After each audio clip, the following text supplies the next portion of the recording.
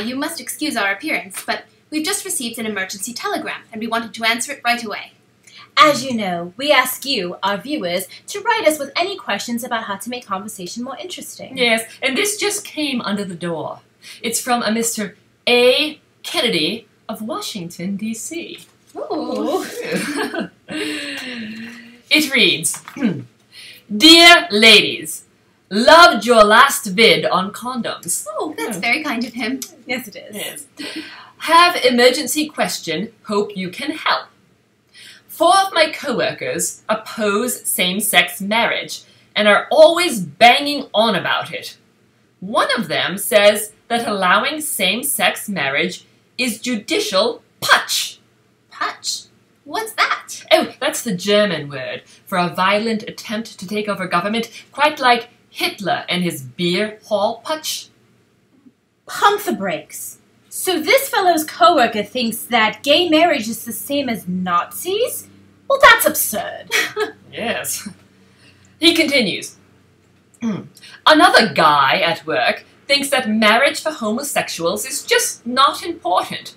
He told me that gay people don't need government recognition to be dignified because slaves didn't lose their dignity when the government allowed them to be enslaved. What a gas. Is he really saying that human slavery doesn't have an impact on people's dignity? Yes. May I see that? Yes. He goes on to say, this one, the biggest loudmouth of them all, says, well, the Kalahari Bushmen and the Aztecs didn't have same-sex marriage, so neither should we. Now, he thinks that marriage is really just a socially arranged solution for people to procreate. Wait. George and Martha Washington did not procreate together. Does that mean that their marriage was for naught? Well, I don't want children at all. Does that mean I can't get married? What else does it say, Veronica? Well, then this fourth guy says that basically, allowing same-sex marriage and ignoring the opinions of those who are against it means that the nation will experience bitter and lasting wounds. Oh my. Well, if Mr. Kennedy's coworker is experiencing lasting wounds, perhaps he needs a better lubricant. That's certainly atypical. Yes. Oh boy, this Mr. Kennedy sure seems upset by his coworkers. May I take a look? Absolutely. He finishes with, I'm just so bored with this conversation with my 4 coworkers. Is there any way to make it more interesting? Well, ladies, how can we help Mr. A. Kennedy from Washington, D.C. have more interesting conversations with his 4 co-workers that oppose same-sex marriage? But he could just tell them to kiss off, fly the coop, take a hike, scram. True. But perhaps we can help Mr. A. Kennedy be more than just the pretty hat in the conversation and be the full head underneath.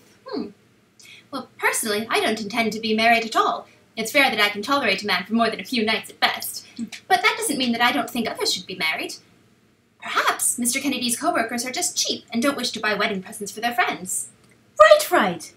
Well, I believe that if people could try to be accepting and tolerant of others' beliefs and marriages, well, they would learn that it doesn't lessen or denounce their own.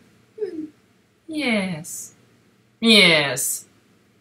Well, I hope we were able to help you, Mr. A. Kennedy from Washington, D.C. And if you have any questions about how to make conversation more interesting, be sure to email us them and we'll be sure to answer them in a future training video. Yes, and until then, remember the basics. It's not the hat that counts, it's the head underneath. Now let's talk about that Confederate flag. Oh, yes.